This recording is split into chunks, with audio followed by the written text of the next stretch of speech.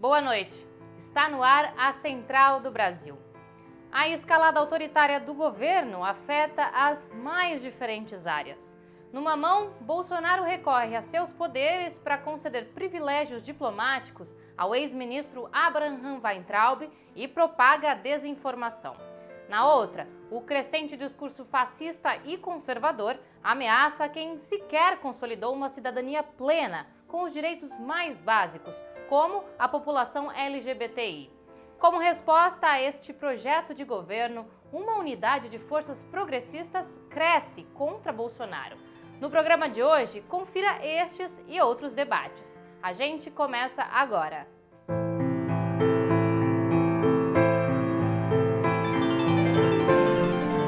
Central do Brasil. Enquanto temos lutado contra o avanço da Covid-19 e pela sobrevivência do povo a esta doença, Ricardo Salles, ministro do Meio Ambiente, tem buscado aprovar medidas que prejudicam os povos das florestas e as riquezas naturais. Nos Trilhos do Brasil de hoje, Afonso Bezerra nos apresenta um panorama da situação ambiental e territorial no país. Trilhos do Brasil. A estratégia de destruição do meio ambiente ficou clara na fala do ministro Ricardo Salles, na fatídica reunião do dia 22 de abril. Agora é a hora de unir esforços para dar de baseada a simplificação de regulatório que nós precisamos, em todos os aspectos. A ausência de gestão ambiental fica evidente nos números. Entre agosto do ano passado e abril deste ano, foram desmatados mais de 566 mil hectares. Áreas protegidas da bacia do Xingu estão entre as mais vulneráveis, o que preocupa diversas organizações, como explica a advogada Elisa Araújo, do Instituto Socioambiental. A gente percebe que há várias iniciativas do governo que visam fragilizar a política ambiental, a política de proteção ambiental, e também vários atos, vários discursos que desmoralizam a fiscalização ambiental. Este comportamento do governo autoriza ações criminosas como as que ocorrem no Cerrado, na área do Quilombo Calunga, em Goiás. A comunidade denuncia que nos últimos dias o agronegócio tem avançado na região e destruído pedaços importantes do Cerrado, como explica Damião Moreira, do Quilombo Calunga. Isso incentivou os grandes produtores, grandes e médios produtores, a tentar violar normas, violar leis, e entrando nesses territórios protegidos. A negligência também afeta o Nordeste. Menos de um ano após a maior tragédia do litoral, as praias voltaram a receber resquícios de óleo.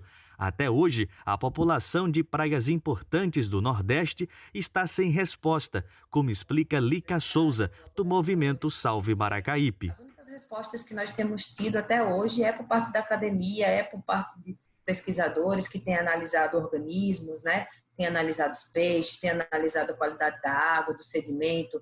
Essa é a única forma da gente entender, para a gente poder se precaver de tragédias assim no futuro, a gente precisa entender como isso aconteceu. Do campo à cidade, das florestas às favelas. No governo Bolsonaro, o povo brasileiro de norte a sul está com os direitos sob ataque. Trazemos hoje a opinião de Lúcio Centeno, da Secretaria Nacional da Frente Brasil Popular, que comenta o fortalecimento da unidade democrática no país, organizada para combater o avanço do fascismo. Opinião.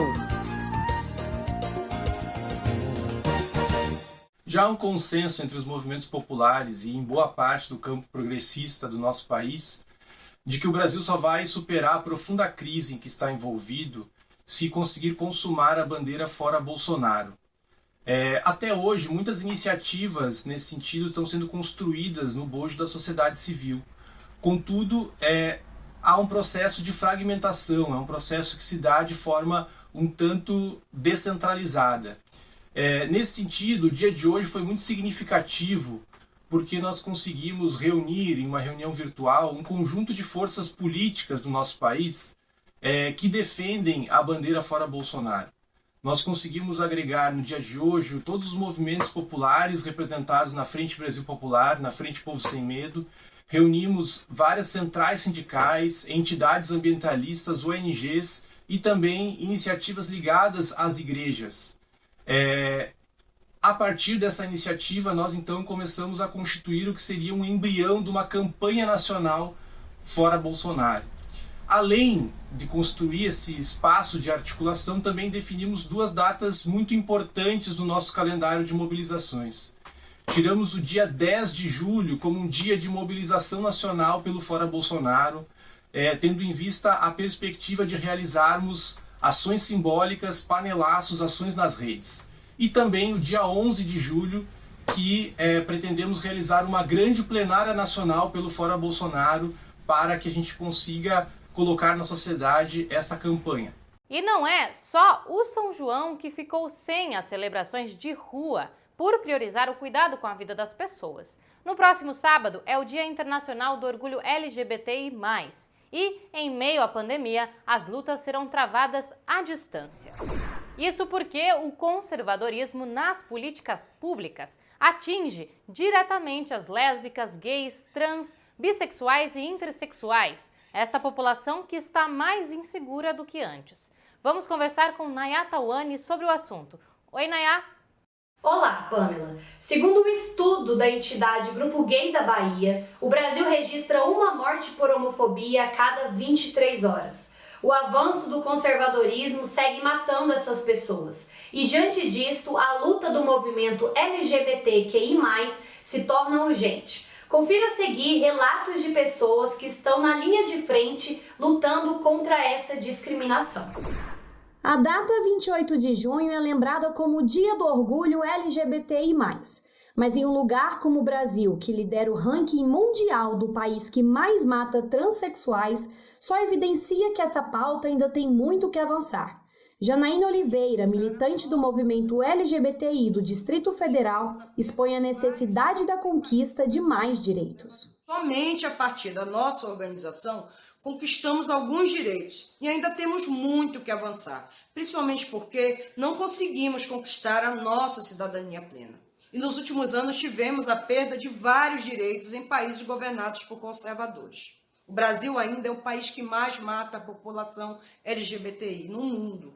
Simi Lahat, presidenta da Associação Brasileira de Gays, Lésbicas, Bissexuais, Travestis e Transsexuais do Pará, fala sobre os ataques constantes à democracia e comenta a forma que o conservadorismo afeta essa luta.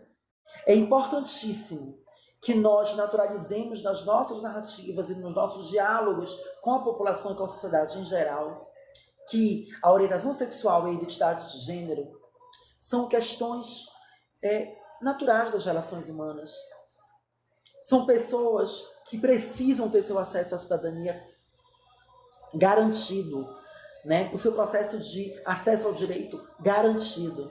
Somente assim, naturalizando essas questões, nós vamos vencer o conservadorismo e aí sim, retomar a democracia. Após muitos anos de luta, a população LGBTQI+, conquistou alguns direitos, como nome social, doação de sangue e a criminalização da LGBTfobia. Léo Ribas, militante do Movimento do Paraná, comenta sobre a importância de fortalecer a Semana LGBT nas redes sociais. Todas as nossas manifestações foram transferidas para o ambiente virtual. O movimento LGBT nacional reafirma seu compromisso com a saúde de todas e todos e defende o isolamento social. Reafirma também seu compromisso com a resistência ao racismo e ao fascismo. Por isso, vamos trazer nossa força política das ruas para as redes sociais. E as fake news têm sido uma das formas antidemocráticas de direcionar a opinião pública. Mas uma legislação criada e votada às pressas, como propõe o PL 2630, pode trazer graves consequências aos direitos e à liberdade do povo brasileiro. Na entrevista central de hoje, Nayá Tawani conversou com o deputado Orlando Silva, que fala sobre o problema do PL das fake news, que pode ser votado essa semana no Senado. Vamos conferir. Entrevista Central. É um prazer, Nayá, falar com você e com os amigos que acompanham o Central do Brasil. E Então, deputado, sobre essa PL, né, das fake news que será votada amanhã no Senado, eu queria que o senhor falasse um pouco quais são os pontos desse texto que podem influenciar em um possível cerceamento da liberdade dos usuários da internet. Os riscos, levando em conta o relatório apresentado até aqui, primeiro, o de violação da privacidade das pessoas. Regras de identificação de chips, de celulares que dão base à inscrição em contas pode abrir margem para a violação de privacidade. Há uma perspectiva de rastreabilidade das mensagens que são enviadas. Isso pode impactar na privacidade, no sigilo, até mesmo na segurança de pessoas. Há mecanismos que, ao invés de diminuir o poder das plataformas, podem aumentar o poder de moderação das plataformas, criando uma espécie de censura privada. E, deputado Orlando, sabemos, né, que esse esquema das fake news, elas estão ligadas a milícias que influenciam o poder, né? Está ligada ali à família Bolsonaro. Então, você acredita que esse inquérito do STF ele vai conseguir desmontar essas milícias digitais? A desinformação tem matado gente durante a época do Covid. A desinformação interferiu na eleição do Brasil, interferiu na eleição dos Estados Unidos, interferiu no Brexit, ou seja, a desinformação é uma ameaça à democracia. A minha expectativa é que o inquérito aberto no Supremo Tribunal Federal possa colocar luz no trabalho que milícias digitais fazem para iludir, ludibriar, enganar as pessoas. E eu não tenho a menor dúvida que as diligências que foram feitas, as informações que têm sido coletadas, podem colocar luz nesse tema e impedir que essas práticas continuem violando a democracia, violando a consciência das pessoas que devem ser formadas livremente, sem o uso de artifícios, de mentiras, que é a prática de quem apoia essas milícias digitais no Brasil. Como a sociedade ela deve enfrentar esse problema das notícias falsas, das fake news? Nosso desafio estratégico passa por uma medida estrutural, que é educação midiática. Quando eu falo isso, alguns pensam, não, mas é muito pouco, educação de novo? Sim, educação. Porque nós temos que, desde a primeira infância, criar os mecanismos para que cada um de nós possa se defender dessa onda que ocupa todos os espaços, que é desinformação. Portanto, educação midiática é uma medida estrutural. Segundo, é necessário responsabilizar as plataformas.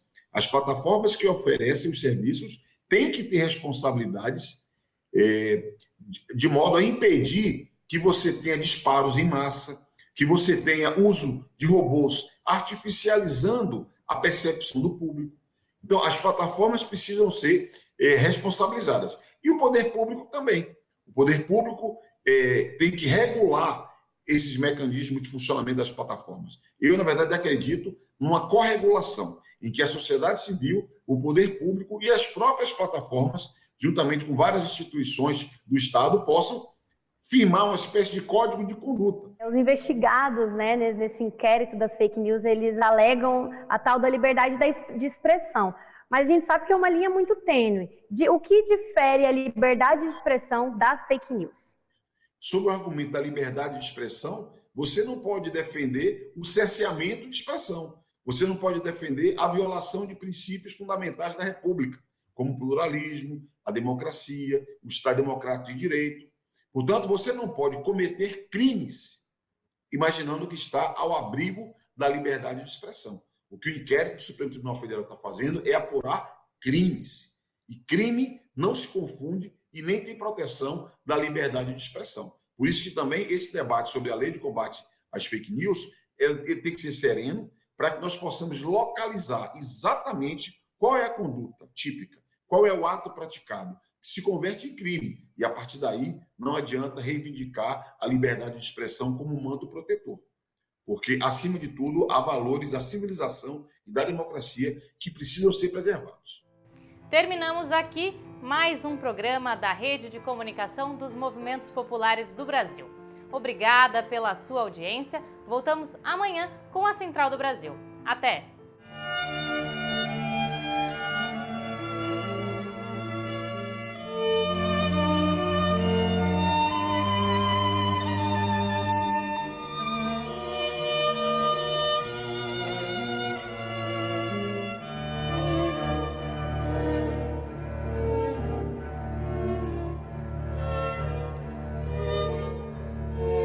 Central do Brasil, a rede de comunicação dos movimentos populares.